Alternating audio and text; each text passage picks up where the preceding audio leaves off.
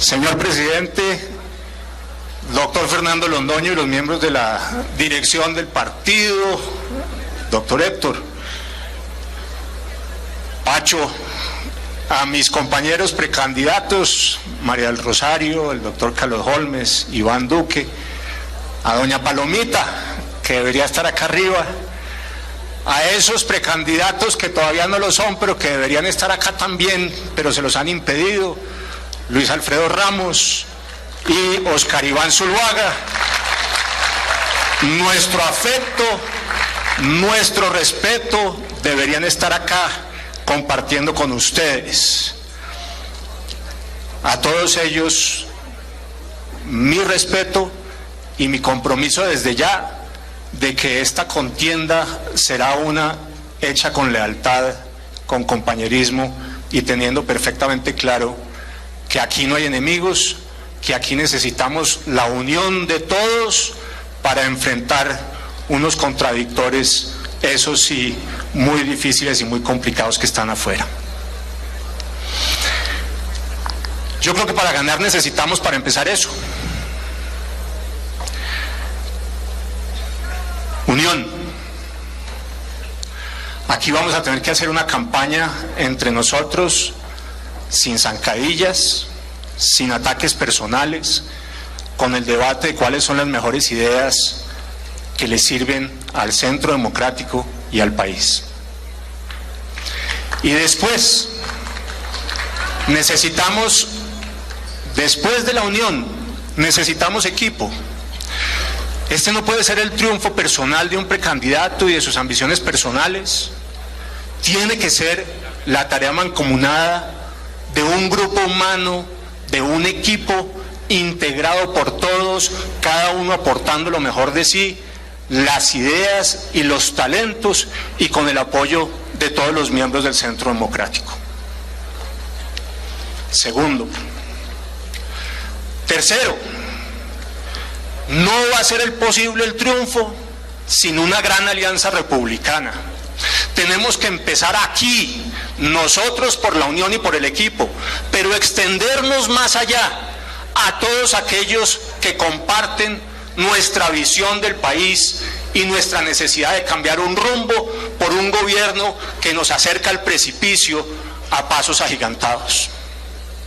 ¿Con quién hay que hacer esa alianza? Primero, con los que estaban en la coalición del no. Hay que empezar por ahí. Con el uribismo como columna vertebral, pero con la base del conservatismo, y el presidente Pastrana, y el exprocurador Ordóñez, y Marta Lucía Ramírez, con todos los conservadores, yo soy de origen conservador, que están convencidos de que no es la mermelada, sino el futuro de Colombia lo que tiene que definir el voto en el 2018. Con los católicos y con los cristianos y con los judíos que sienten que sus creencias están siendo amenazadas, como efectivamente están siendo, por aquellos que, posando de progresistas, terminan tomando unas decisiones que van en contra del sentimiento mayoritario del pueblo colombiano. Hay que hacerlo con la reserva activa que está aquí representada y que estuvo en la coalición del no, a la cual además la engañaron de manera descarada cuando se discutió el plebiscito, haciéndole creer que en esa justicia especial de paz no había unos peligros que hoy están sintiendo y que están viviendo. Y con las familias de los militares y los policías en activo, que también están profundamente preocupados por el rumbo que está teniendo la fuerza pública. Y hay que hacerlo también con las víctimas de las FARC, con Sofía Gaviria, con Ervin Hoyos, con el general Mendieta, con todos aquellos que han dado la pelea para que efectivamente las víctimas estén en el centro de la justicia y no sean manipuladas como han sido por cuenta del gobierno Santos y de las FARC. Esa tiene que ser la base de esa gran alianza republicana. Pero además es indispensable que hoy podamos ampliar esa gran alianza a ese 66% de colombianos que no votó en el plebiscito, que se abstuvo, pero que hoy ve con preocupación el rumbo peligroso que está teniendo la nación. Y también hay que ampliarlo a todos los que votaron por el sí, creyendo como creyeron la propaganda del gobierno, pero que a estos meses de la implementación del acuerdo ya se dieron cuenta que ahí lo que hay es un peligro enorme para el país y un riesgo sustantivo de que derivemos como los vecinos en Venezuela y en Cuba hacia un fenómeno de castrochavismo y de comunismo internacional solapado. A todos esos del sí desencantados, a todos esos del sí que hoy entienden que teníamos razón quienes defendimos el no, hay que invitarlos a esa gran alianza republicana. Y también hay que sumar ese 85% de colombianos que está convencida, como lo muestran las encuestas, de que el gobierno del presidente Santos es un desastre, como es, y que por tanto hay que modificar el rumbo, y no se puede elegir a aquellos que han cogobernado con Santos en estos 8 años. A todos ellos hay que ampliarles esta gran alianza, una gran alianza para defender la democracia republicana. Una mano por Colombia, una mano solidaria y responsable por Colombia, porque lo que ocurra con el país en adelante es nuestra responsabilidad, es nuestra responsabilidad. Tenemos que ser nosotros los que, con la acción política decidida y firme y con el voto en el 2018, hagamos la corrección del rumbo que necesitamos. Una mano con 5 grandes elementos. El primero, la defensa de la democracia y la institucionalidad republicana. Una democracia y una institucionalidad profundamente amenazadas en el marco de los acuerdos con las FARC. ¿Por qué? Primero, porque desconocieron de manera flagrante la voluntad ciudadana expresada el 2 de octubre. Nos tomaron del pelo, nos burlaron el voto expresado con el plebiscito. Ganamos, pero nos robaron ese triunfo. Y eso es desconocer la democracia en el país. Después, porque para hacerlo no han hecho nada distinto que manejar la Constitución y el orden jurídico. Cambiaron la Constitución porque pensaban que iban a hacer un referendo para hacerles fácil ganar el referendo.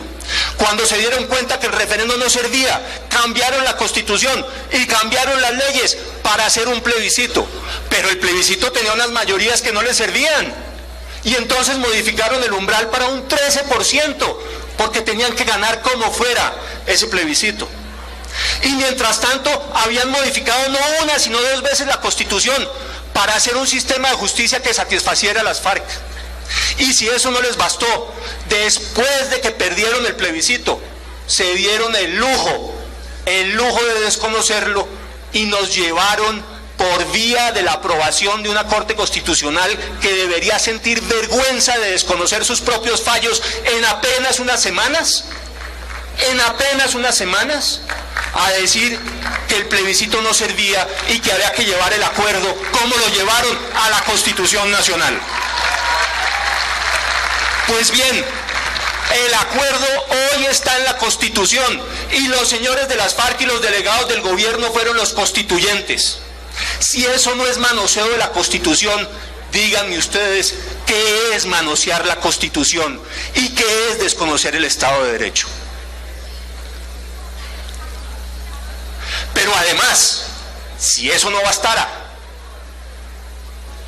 castraron al Congreso de frente y descaradamente por vía de un fast track y de un procedimiento legislativo abreviado que hace que los congresistas prácticamente no tengan función distinta en relación con la implementación de los acuerdos que aprobar lo que el gobierno les presenta.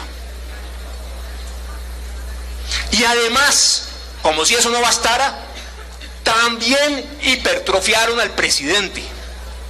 Le dieron unos poderes de facultades extraordinarias que nunca en la historia colombiana había tenido presidente alguno y que ya hubiera querido Chávez tener en Venezuela. Y tampoco les bastó. Además le quebraron el espinazo a la rama judicial y crearon un tribunal, el Tribunal Especial de Paz, completamente separado de la rama, por encima de todas las otras cortes, autónomo, prevalente, preferente, excluyente, que todavía no sabemos cómo se va a conformar ni quiénes van a ser esos jueces. Lo barrieron todo, la Constitución, el Congreso, las funciones del presidente, la rama judicial. Sí, hay que defender la democracia y la institucionalidad republicana, y ese es el primer deber. Y eso supone, señores, que nosotros tomemos la decisión de cuáles son los elementos que hay que corregir de ese acuerdo, tenerlos preparados y emprender las reformas tan pronto lleguemos al poder.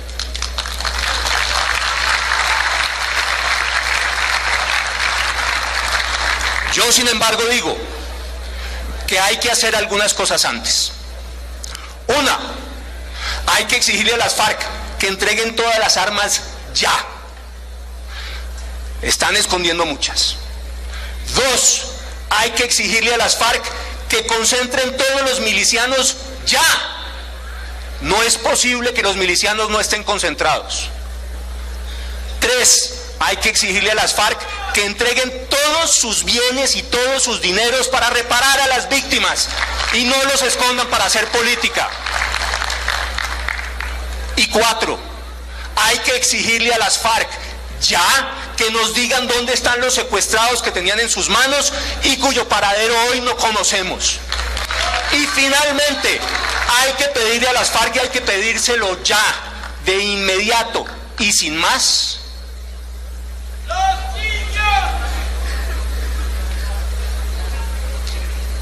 que nos digan cuáles son sus cómplices, dónde están los laboratorios, cuáles son las rutas del narcotráfico, porque como vamos, tendremos a unas FARC haciendo política financiadas por el dinero del narcotráfico.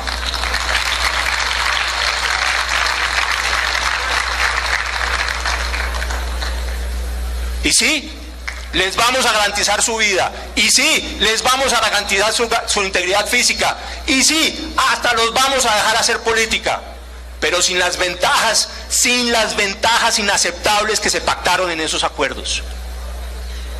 No solamente hoy, las normas constitucionales que establecían que los delincuentes no podían hacer política, se fueron al demonio, y ellos sí pueden hacer política, pero solamente ellos, y no otros. Los otros responsables de crímenes internacionales y crímenes de guerra, esos no pueden hacer política, las FARC sí. No solamente, además, los hicimos constituyentes, y no solamente les dimos el poder de gobernar, de cogobernar, a través de un comité de seguimiento y de implementación de los acuerdos que está ahí pactado en La Habana y que hoy está funcionando, y en virtud del cual ninguna norma que presenta el gobierno al Congreso de la República para la implementación de los acuerdos se puede hacer sin que antes le haya dado el visto bueno las FARC. Si eso no es poder y eso no es gobierno, díganme ustedes qué es. Pero no solamente eso, además les damos una financiación del Estado que no tiene ningún otro partido político en Colombia.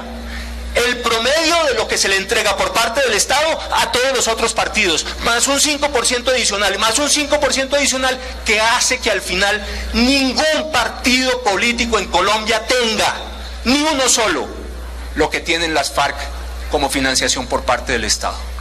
Y además no bastó con eso, les entregamos unas zonas territoriales para su manejo presupuestal, y hoy, en estos días, se aprobaba que un 7% de las regalías, 400.000 millones de pesos al año, se les iban a entregar para el posconflicto por 20 años, y así vamos a tener que competir con ellos. Y las 20 emisoras, y las 10 curules gratis, y las 16 circunscripciones especiales. Sí, todo eso hay que corregirlo. Y hay que hacer una gran reforma a la justicia.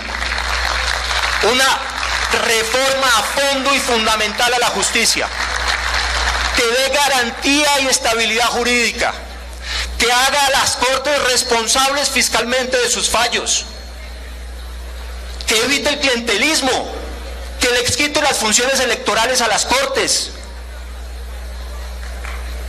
que impida la burocratización y la corrupción. ¿Sabían ustedes, por ejemplo, que la Fiscalía y la rama judicial tienen la misma pésima calificación por parte de la gente en las encuestas? Y que en Transparencia Internacional ni las Contralorías ni la Fiscalía pasaron la prueba. La reforma a la justicia es indispensable y hay que hacer una reforma a la justicia para que además corrija dos cosas fundamentales: no más politización de la justicia y no más uso de la justicia para perseguir a los civiles y a los miembros de la fuerza pública.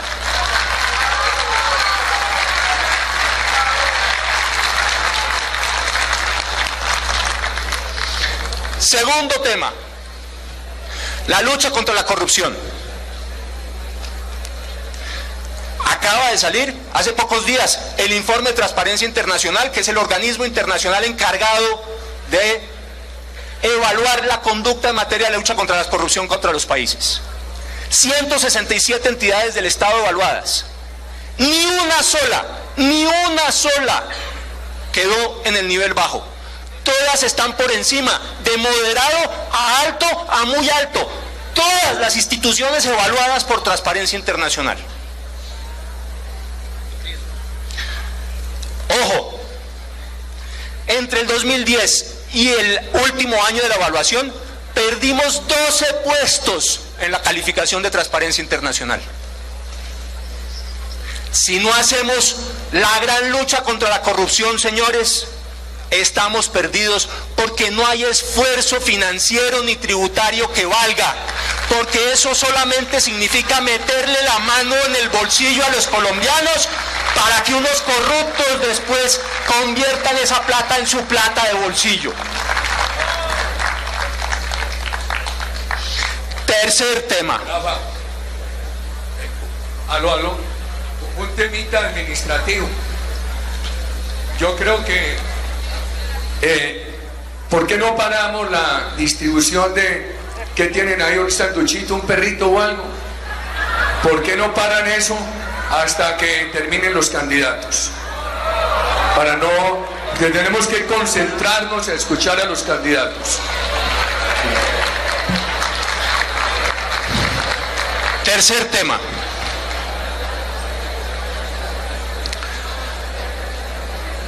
Capitalismo social e incluyente. Capitalismo social e incluyente. ¿Saben cuántos colombianos son pobres a 31 de diciembre del 2016? El 28% de los colombianos. Pero a eso hay que agregarle un 8.5% de indigentes. Hagan las cuentas. Casi 1 de cada 4 colombianos es pobre o indigente en nuestro país. 1 de cada 4. Estamos hablando de 18,5 millones de colombianos pobres o indigentes. Esa tiene que ser nuestra prioridad en la acción de la economía. Ninguna otra. Esos 18,5 millones de colombianos. Pero eso supone distintos esfuerzos: foco y eficiencia en el gasto, claramente; políticas integrales, claramente; lucha contra la corrupción, claramente. Pero sobre todo, no va a ser posible sacarlos de pobres si no generamos riqueza. No hay forma de sacar a la gente de pobre repartiendo pobreza, como pretenden los socialistas y como pretenden los populistas. A los pobres los podemos sacar de pobres si generamos riqueza. Y para generar riqueza, señores, hay que hacer varias cosas.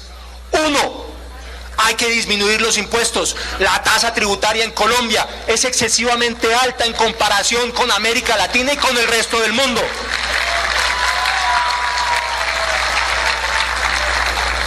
2, hay que disminuir el IVA, que es claramente regresivo y que terminó afectando sin duda el bolsillo de los colombianos y quedó reflejado en las últimas cifras. El consumo se redujo 4.5 en enero y febrero, porque a la gente le sacaron la plata del bolsillo, está llena de incertidumbre y de temor y no tiene cómo gastar. Hay que devolverle el dinero a los ciudadanos. 2, se requieren reglas de juego claras para la inversión internacional y la inversión nacional. Esto que estamos viviendo hoy solamente está espantando a los inversionistas, y si no tenemos inversionistas no vamos a tener la manera de generar riqueza. 3, necesitamos generar seguridad jurídica para que los inversionistas sepan por dónde y cómo se pueden hacer las inversiones. Eso es indispensable. Pero no vamos a lograr reducir los impuestos si no hacemos una tarea que resulta fundamental. Hay que reducir el gasto público. Y resulta que el señor Santos agarró un Estado que por cuenta del presidente Uribe en sus 8 años era pequeño y eficiente, y lo convirtió de nuevo en un monstruo ineficiente y corrupto por cuenta de la mermelada, por cuenta de crear N.000 entidades estatales nuevas, por cuenta del clientelismo, por cuenta de los grupos indicativos, por cuenta de la propaganda y la publicidad oficial. Austeridad en el gasto, disminución del gasto público, disminución del tamaño del Estado, para que gastemos menos y los ingresos tributarios sean suficientes, y para que por tanto podamos así también bajar los impuestos y que los ciudadanos tengan control sobre lo que es su dinero y en cómo gastarlo para generar riqueza.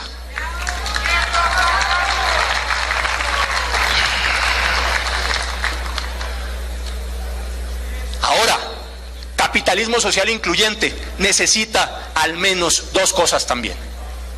Hay que trabajar de la mano de los sindicalistas democráticos, amenazados a muerte hoy por cuenta de la izquierda radical y de las FARC, que se está tomando cada uno de los sindicatos en el país para enfrentar al Estado y tomarse el poder.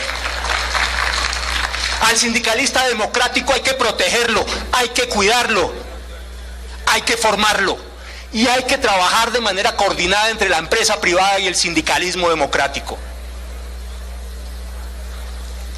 Pero además, y es indispensable, tenemos que hacer este esfuerzo de manera descentralizada y regional.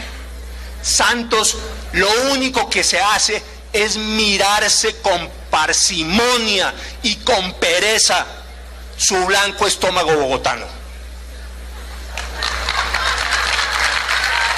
No entiende el país, no lo conoce, no lo quiere, no lo recorre.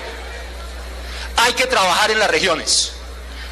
Hice el esfuerzo de trabajar en esta semana previa con gente de todas las regiones del país.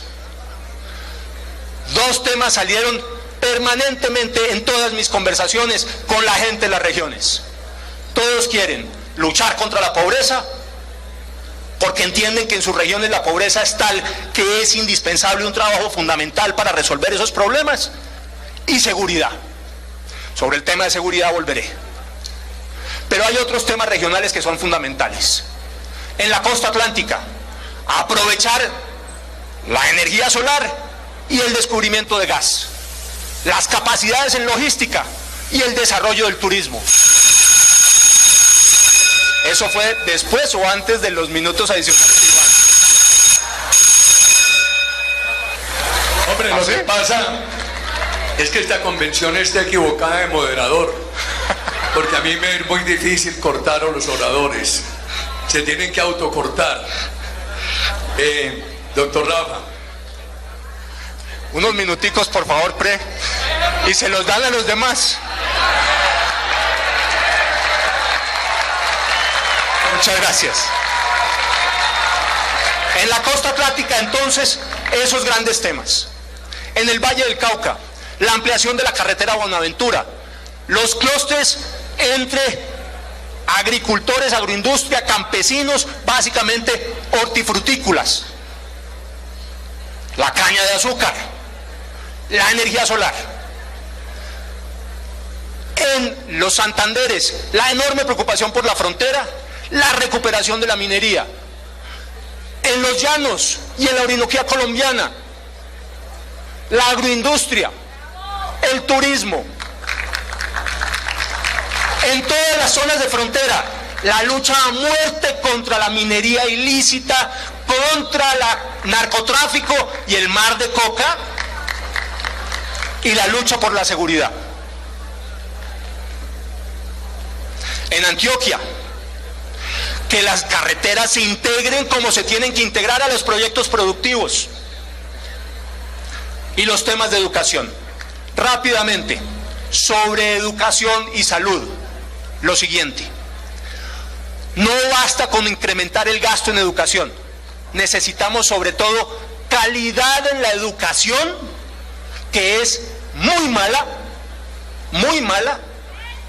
y eso se hace con formación de docentes y con la evaluación de los docentes. Y por supuesto con un conjunto de programas que nos permita mejorar la calidad de los docentes. Pero les voy a dar un dato para que se vayan ustedes de para atrás. Las pruebas Saber de 2003 y 2015, las últimas que se han dado en el país, muestra que los peores calificados en las pruebas son los estudiantes de docencia. Es decir, le estamos entregando el país a que enseñe a leer el que peor calificado está para enseñar a leer. Y eso es en todos los temas: matemáticas, competencias ciudadanas y lectura crítica. Y el otro gran tema, la pertinencia en el currículum. Estamos formando para lo que no necesitamos. Hay que formar a la gente para lo que efectivamente necesita Colombia y necesita ese ciudadano para desempeñarse competentemente en un mundo enormemente competitivo hoy por hoy. Y ojo, señores, todo el esfuerzo, ese sí, hay que hacerlo en la educación inicial de 0 a 6 años, porque ahí está la base de todo el sistema. Salud. Calidad, calidad y calidad. La gente no se está quejando hoy casi de cobertura.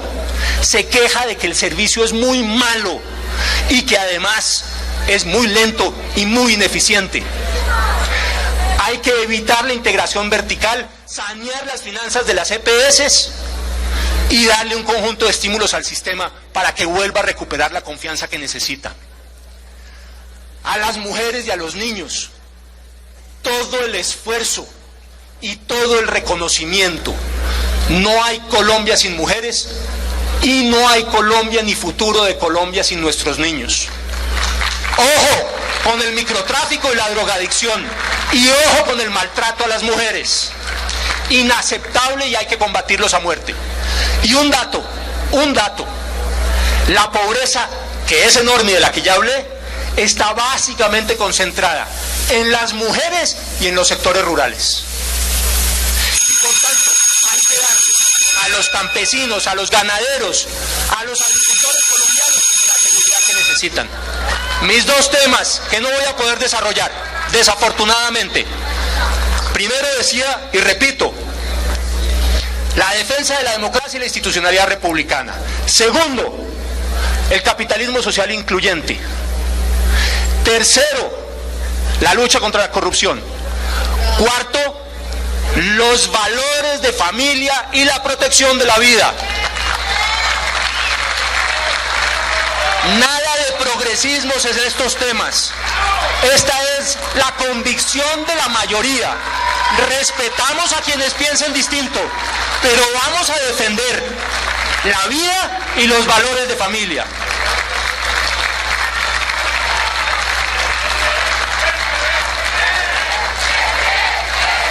Gracias. Y por último, la seguridad. La seguridad que el presidente Uribe construyó y que este gobierno destruyó. Seguridad que es indispensable porque sin ella nadie puede disfrutar de sus derechos. La seguridad es permitir que la gente pueda ejercer sus derechos libremente, sin interferencias externas y sin criminalidad. Y para eso necesitamos una fuerza pública a la que hay que recuperar su moral de combate, sus presupuestos y sus comandantes, a la que hay que defender con seguridad jurídica y reconociéndoles los derechos salariales y pensionales que hoy le están tratando de quitar.